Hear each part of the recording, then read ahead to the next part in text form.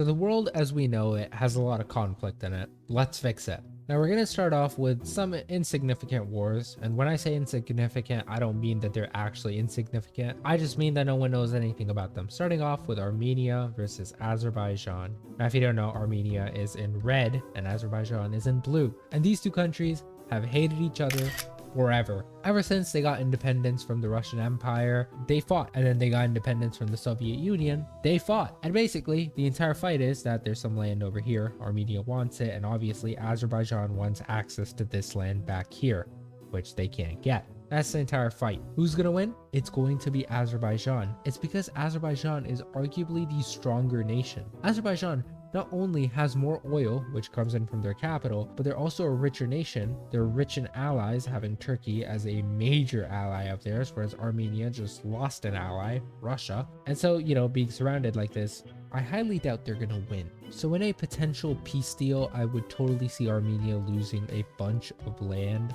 Now, I don't think the Azeris would win so well that they could outright annex the nation, and that they would even want to, because these Armenians, they're separatists. They're going to try to break free. So they're going to leave Armenia like this. They're going to have a nice little border with Turkey. They're going to get the lands that they want. Now we're going to move south down to Iran.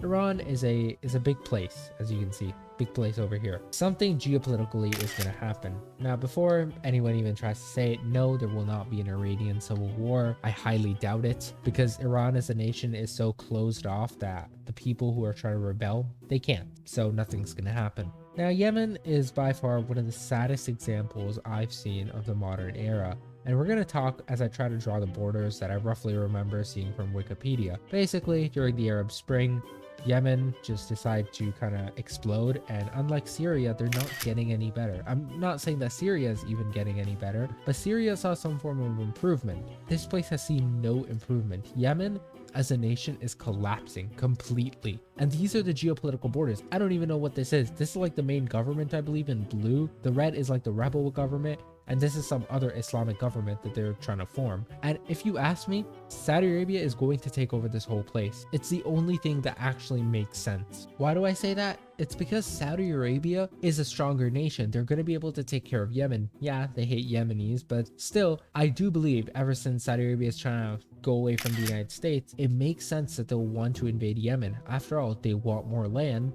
And Oman is off the table, so Yemen it is. Now, moving on just a little further south, we can see Ethiopia. Big place, right? Huge power in Africa. Also at civil war at this point. Now, the Tigray people, I like to call them the Tiger people because it's easier to say, are trying to leave Ethiopia. And, it looks pretty one-sided over here. I mean, the Ethiopian government, but, okay. I mean, the North Korea of Africa has joined in. How strong could they be? Okay, we got a problem. Whoa, all right, Ethiopia. You got quite a war on your hands. Good luck. Yeah, this is something that's gonna happen because of a civil war. Not only is Somalia gonna break free, or Somaliland is gonna break free from Somalia, but also the Tigray people are gonna give Egypt a nice easy way to go to war with Ethiopia because of their problems over the Suez Canal.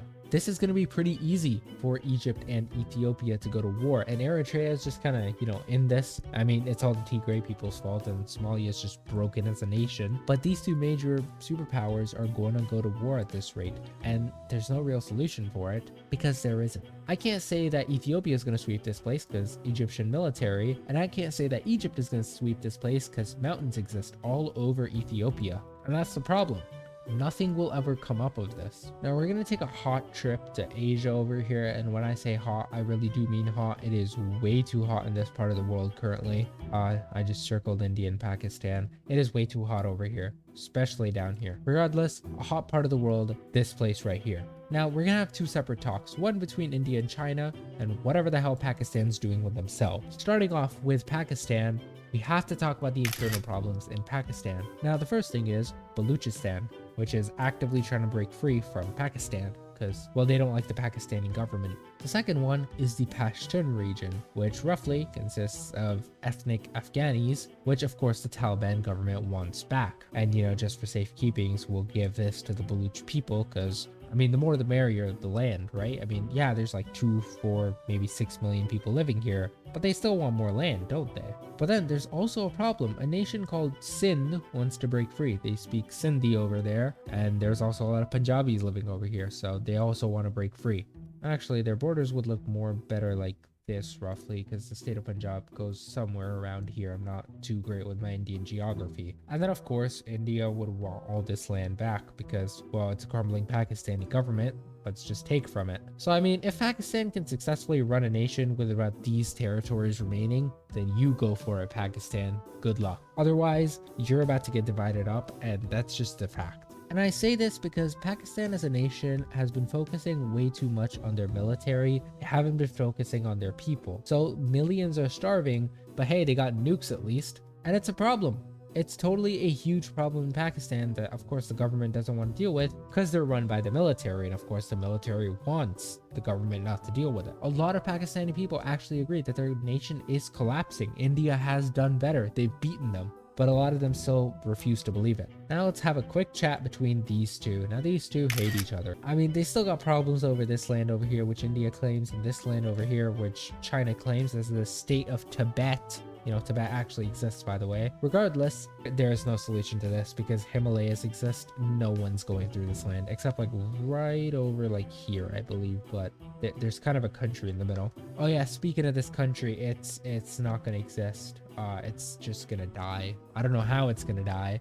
Maybe Bangladesh can snake down and take some Chilean lands potentially, or China takes this land or something and Thailand takes this. I don't know. Regardless, this nation's not gonna exist. Too much civil war. Ah yes, China having problems with other countries called China. That's a classic. It's been going through history for pretty much forever at this point. China's gonna have a problem with China. These two hate each other. Obviously they do. The communist government has no... What the hell? India joined China? Dang. Now, the communist government in Beijing has no real love for the democratic and nationalist government in Taipei. And these two countries hate each other. There is no solution to this. China wants to invade them in 2027. I don't know what they're gonna do. That's just up to them. Maybe we could see World War III. I don't know. Let's take a quick look at the Korean Peninsula because North Korea and South Korea hate each other. I know, surprise, both want to control Korea.